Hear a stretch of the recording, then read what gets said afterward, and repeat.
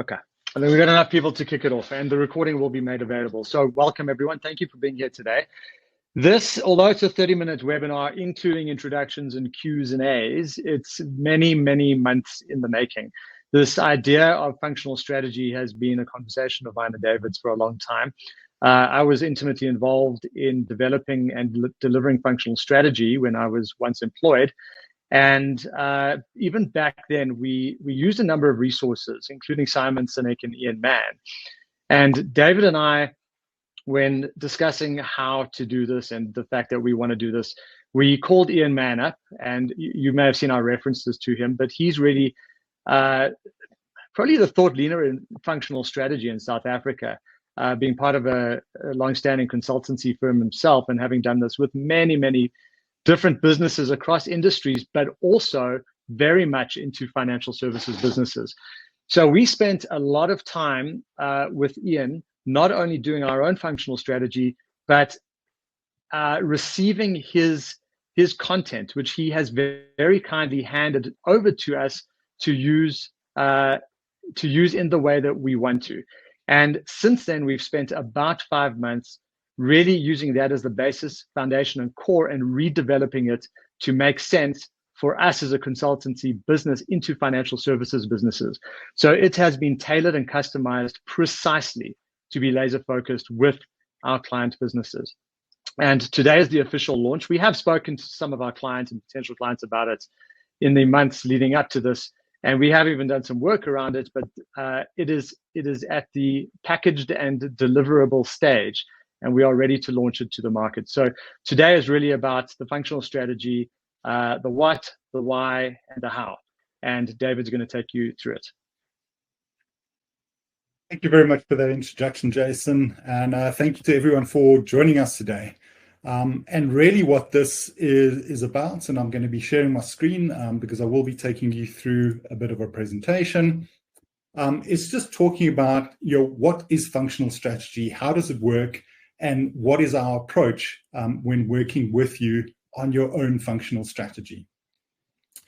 So to start off with this and to get an understanding of what is a business and how does a business actually work. And our aim in all of this is to take what is quite often seen as very complex and making it very simple. So the reality is a business is very simple. And the first thing that we've got on a business is looking at the one leg of it, which starts off with the people.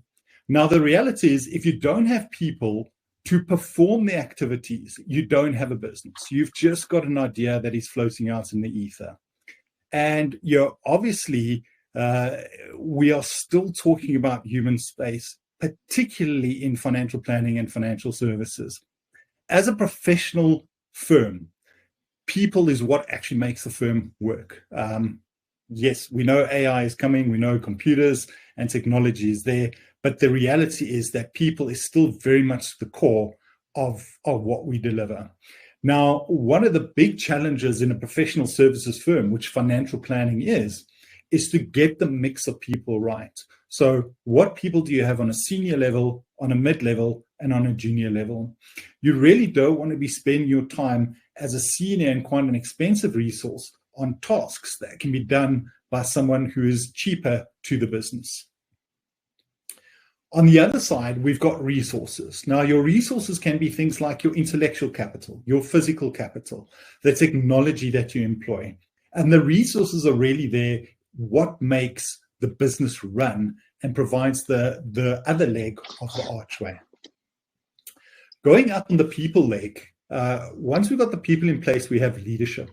Now, leadership's job in a business is really to make sure that the people are aligned to the strategy and delivering the activities that is going to grow the business and move it forward.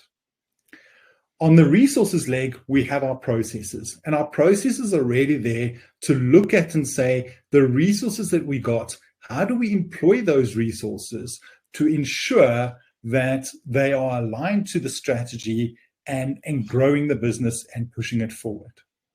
And the kingpin of the archway, and we use the archway because of the form that it takes, is the strategy. Now, that's really the key to making sure that your people, through leadership, is aligned and working towards a strategy, and your resources are employed with the correct processes, but ultimately ending up to where you want it to go. At this point, we do have a poll, which we're going to bring up. And the poll is really saying is, does your business have an overarching strategy? So I'm going to just pause for 5 seconds, a little bit longer, for you to go on the poll, and please lock in and say, does your business have an overarching strategy?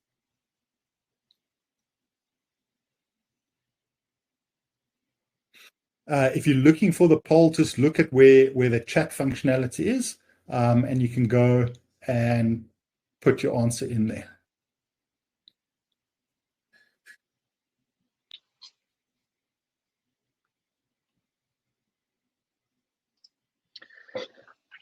Let's leave the poll up for a few minutes and we'll close it toward the end. Give Perfect. people time to consider it. Give you time to think and go through it. So the poll will be there to look through. Okay.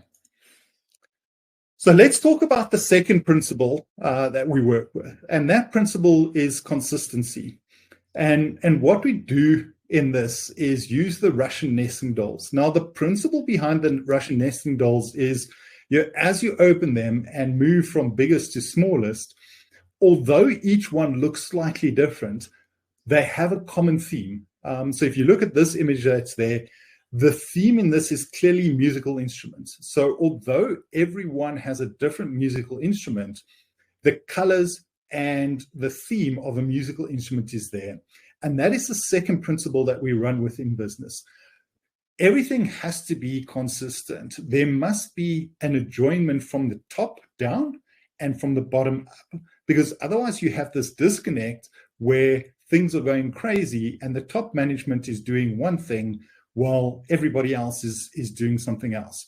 So the consistency is there, and key to consistency is also about transparency and communication. Very often what happens with strategy is, top management goes away for a weekend to the Bosparad, develops a strategy, and then comes back and keeps it a secret. They don't want to tell anyone about it. They're scared that it's going to get out. They're scared that people are going to find out what their strategy is and lose their competitive edge. And that fear goes so far down is they don't even communicate the fullness of the strategy within and internally. Now, if you've got that in your organization, the problem is the lower down levels won't really understand what top management is trying to achieve and how they fit into the picture and how they can deliver to the overall objective. And that's key, particularly in the method that we use of developing a functional strategy. So now you ask, well, what is a functional strategy? And really, a functional strategy is really at looking at a manner of operating an organization so that it will be as profitable in whatever scenario prevails.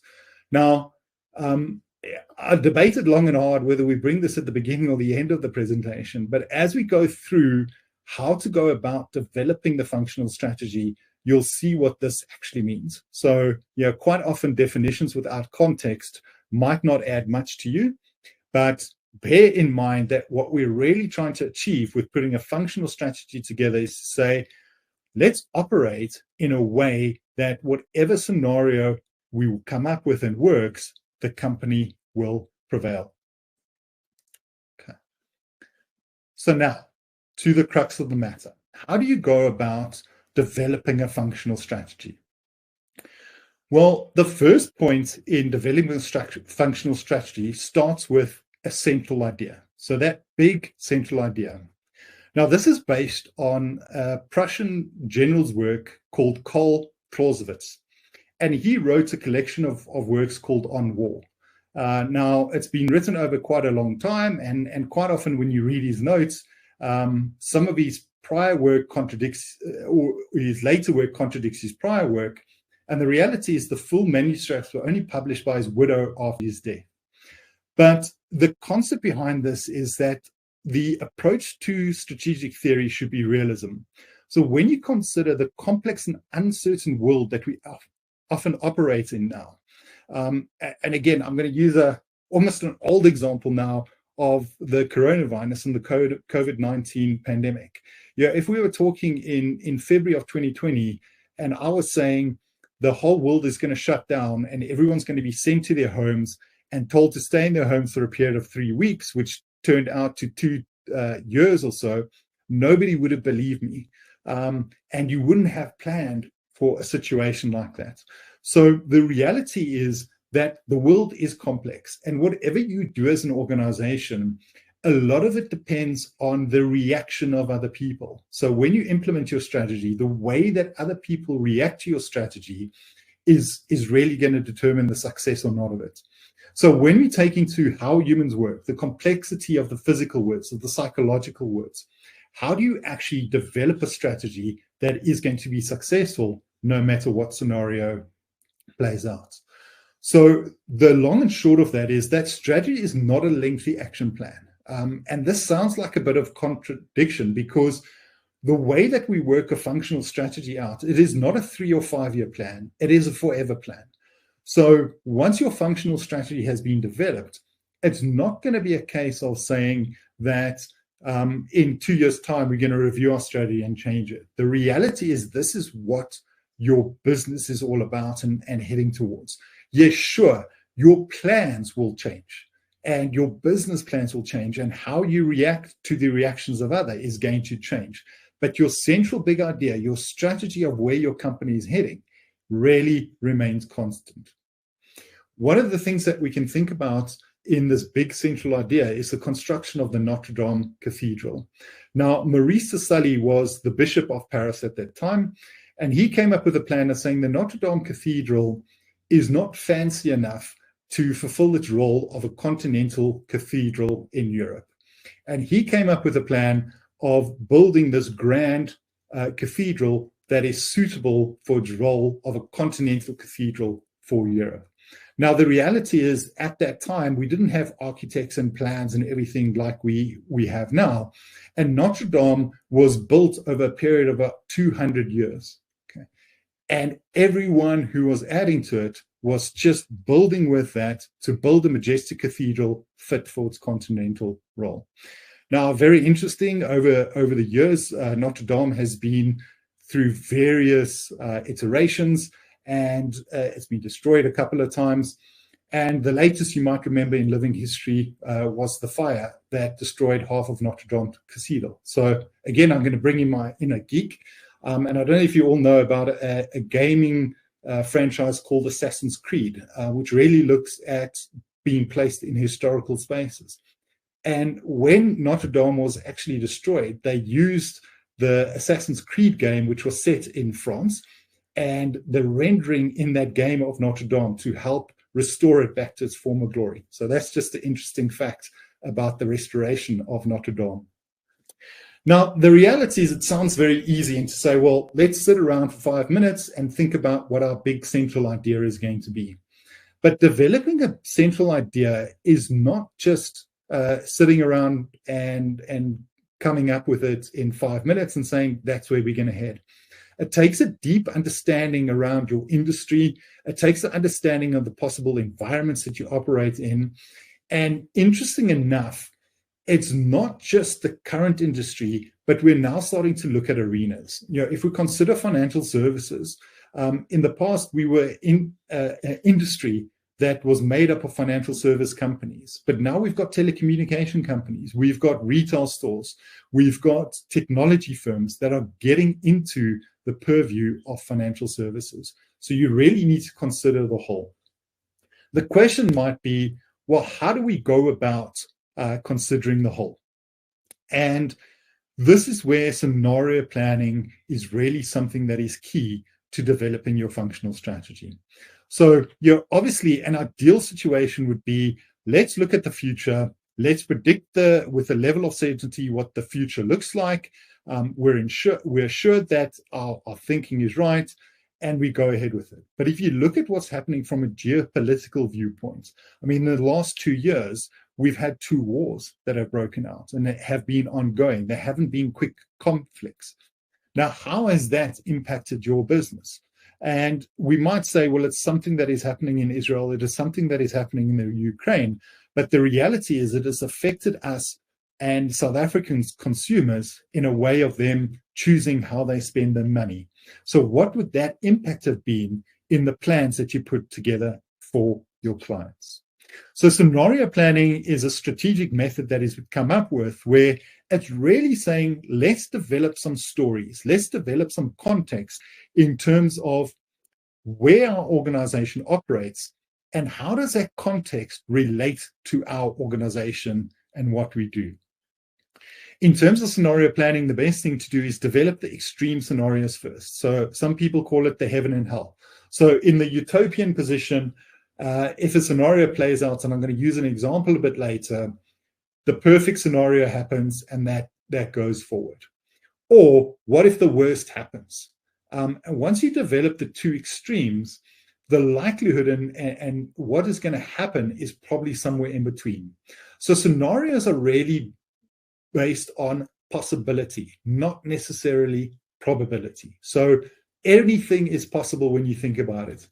And the advantage of going through scenario planning is not so much the end result that you come up with, but really the process of developing scenarios, because it allows people to unbox their mind and really think outside of the box and in a broad context.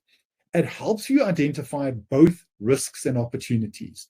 And quite often in business, we are so focused on the risks and what can affect us that we forget that there are opportunities. You know, if we consider the regulatory changes that are coming, yes, it might be a risk to your business, but there is going to be massive opportunity for people in that. The next step is once you've developed your idea in the scenarios, you use those scenarios to now develop and create your functional strategy. So one of the things people do in scenario planning is they develop these scenarios and then they throw the dart and say which scenario is most likely. The reality of it, because of what we've discussed, it's very hard to predict with certainty which scenario is going to play out. So the functional strategy looks at it and saying, you know, what is the possibility of the scenarios playing out? What we then do is we look at and say, instead of just discarding the three scenarios that we developed and working with only one, we develop imperatives. So what will hold true regardless of which scenario plays out? And that becomes the framework of your functional strategy. In terms of working through a functional strategy, we've got 9 key questions that have been developed over time, looking at a wide variety of strategic thinking and methodology. And it is a process of going through those 9 key questions and with the results coming out for that. Once your functional strategy has been developed, you then look at the various activities. Now, quite interesting, when we talk about strategic theory and thinking, we often think strategy first and then operations. The reality is strategy and operations are very intimately linked towards each other. So your operational activities should be something aligned with your strategy. And that leads us to the last point of saying that once you've developed your strategy, we actually need to implement it. Now, the activities to implement are really 3 key things. And again, I'm going to take something very complex and talk about it simply. And those 3 key things are: you need alignment within the organization, you need early warning systems, because as I said, your strategy is something that is going to be long-term. It's going to be something that's very difficult to change on how others react. So you need to build in those early warning systems. And then lastly, you need experimentation. Okay, now experimentation is really saying that because long-term planning is impossible, a business really needs to be constantly trying new courses of action. So we're not talking about changing the direction and changing where you're heading, but it's really saying the things that we're doing to get there, we need to be constantly thinking about, constantly coming up with our new ideas of how to deliver on our strategy. Okay. So that's in a nutshell developing a functional strategy. So what I want to do is just take you through a bit of an example that we've been working on of looking at scenario planning. And again, my inner geek is coming out here, because one of the best things about scenario planning is making sure that you have really funky names for the scenarios that you come out with. So what I've done now is taking a look at something which is very topical, which is looking at AI, and I've applied my geek knowledge regarding the Matrix franchise as well as the Terminator franchise, and use that to name the scenarios. So what we've got is, if we look at AI, two things can happen. It can develop very slowly. So over time, incremental changes come in, or it can have very rapid development. We can then also have, on the other one, that there's high adoption. So consumers really buy into this AI and start implementing AI and leaving humans behind, or they can be very low adoption. So on the bottom right-hand corner, we've got Judgment Day. Okay, so that's when AI takes over totally, and we're left with a few humans busy fighting against AI. So that's where there's rapid development and high adoption. It happens quickly and everyone jumps on board. There could be slow development but high adoption. So that's the blue pill scenario, where everyone is just happily living in bliss and living in the matrix. We've got the red pill scenario, where there's rapid development and it happens very quickly, but there's a lot of resistance, and that's where the humans actually save the matrix. And then we've got where there's slow development, so it gives us opportunities to change and adapt to it, and there's low adoption by consumers, and that allows us to escape the matrix and humans to take over again. So if we look at how this can actually come down to a functional strategy. So on the top, we've got the four scenarios, the revolutions, red pill, blue pill, and Judgment Day. And what are the imperatives that we need to do to combat this threat of technology? So your functional strategy could have imperatives, which says we look at client experience, we look at a niche client base, and we've got planned, relevant contact with our clients. And if those are the three things we do, regardless of what strategy plays out, this is what's going to work for us. So how do we work with functional strategy with you? Well, we've got a couple of workshops that we work through. So the one-day workshop will be developing a central idea, which looking through the scenarios and ultimately walking away with a strategy. The two-day workshop then has the first day, as well as the development of the objectives and key results. So those are really the initial kicking points that you're going to try and achieve, and also working on the plans. And then we've got consulting, which is really ongoing support through a strategic partnership, focusing on strategy, operations, and human engagement. So that's really the end of it and where we're going. And now we are also open for any questions or thoughts that you might have. And again, if you can just please start typing in the box if you've got any questions. And again, I've posted the poll results. So it looks pretty much 50-50, with 54% of you saying you do have a strategy and 45% saying no strategy in place.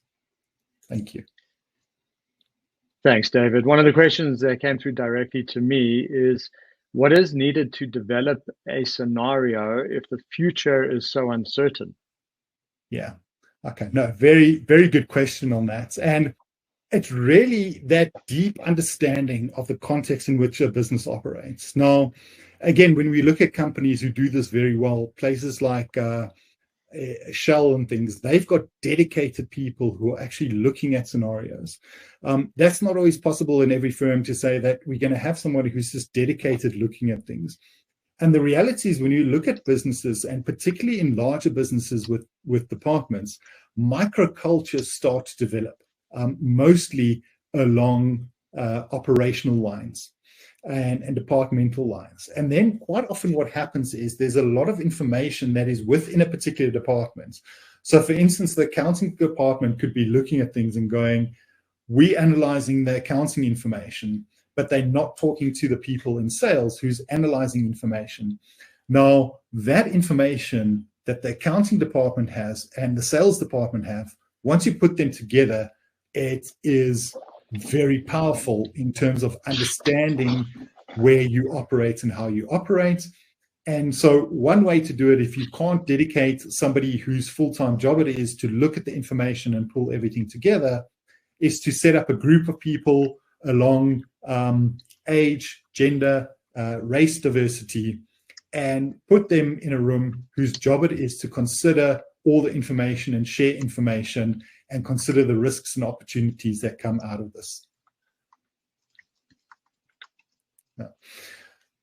I see Juanita's also posted a question saying, would it be possible to have 100% online AI-driven business in the future? And I think the simple answer to that is yes. Anything is possible. Okay. How probable is it? And I think the reality is that as human beings, we always crave that human contact. And we've seen it play out in our businesses and in our industry, where initially when robo-advice came out, everyone thought, well, this is going to be so much quicker, it's going to be so much better, and consumers are just going to flock to it because they can do it easily. But there's a limited trust factor in the technology, and people still want that assistance, and they still want the human connection. And I think that while some things we may be able to do 100% AI, we may be able to bring it to fully in the future, I think other things we're still going to want that human touch. Now, this is again where how do we develop a business that people aren't going to say, well, it's easier for me to go onto an app and invest. How do we develop that human connection and focus on that human connection to stop the threat of that? That's what's going to be the big question in the future. Thanks, Juanita, for that question.